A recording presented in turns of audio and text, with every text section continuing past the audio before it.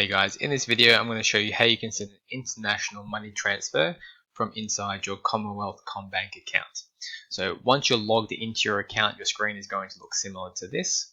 Now from here you're going to go up to Transfers and BPay, and then from here you're going to go down to International Money Transfers.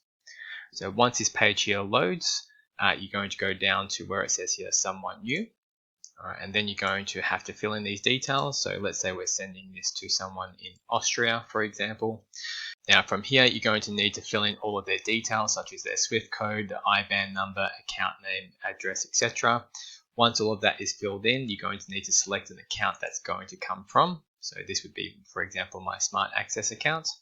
And then click on Next. You will then be sent a code to your Commbank app. You will need to verify that it is you and you are in charge of this account, obviously, but once you've approved that, you can then send that amount of money to an international account. That is all. If you found this helpful, make sure you like and subscribe.